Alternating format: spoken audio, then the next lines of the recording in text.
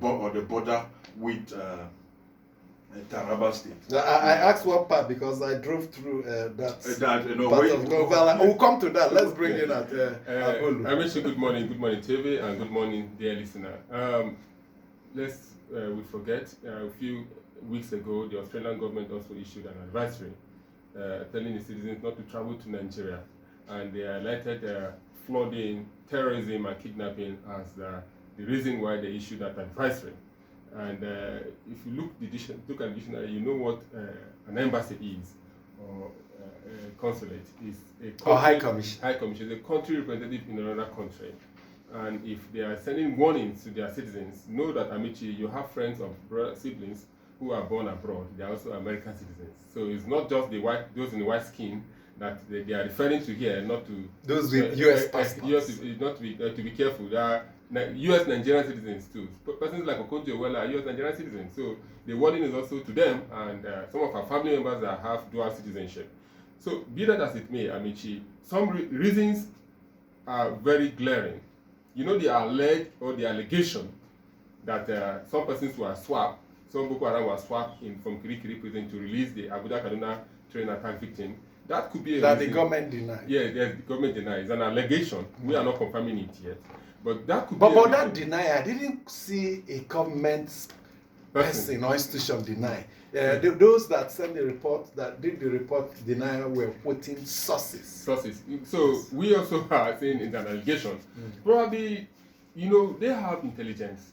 They gather intelligence just like as Steve is saying, our DSS, our intelligence agency, the way they gather intelligence. The U.S. embassy and the British and UK embassy, you cannot say they are not gathering intelligence, even more than our persons, more than our government agencies. Yes, they do. So, same way we also gather intelligence in their country. So it's within it's mutual. It's mutual. So there is no. They will say there is no smoke. Even between US and UK, yes, cousins, they gather intelligence and they spy on each other. Yes, good. So there is no smoke without fire. So it's not coming out of the blues that they are issuing advisories.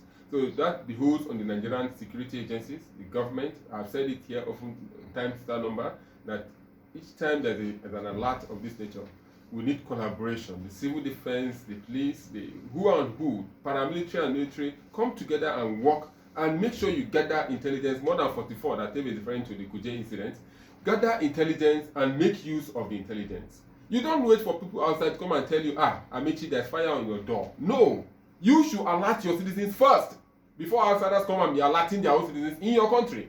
So it means that you have to be careful. If you have such intelligence and you start doing such alert, everybody will start running up and down. It's security intelligence for you not to make it public. When you have it, deal with it. Thank you. I always share what I and tell us about the success with an Israeli agent in Nigeria.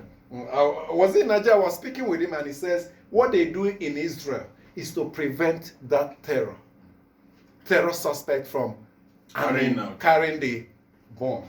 That once they strap that bomb around them and are on the move, only God will help you. So their intelligence is get worse, knowing who is planning to strap the detonative around the person and to stop the person from doing so.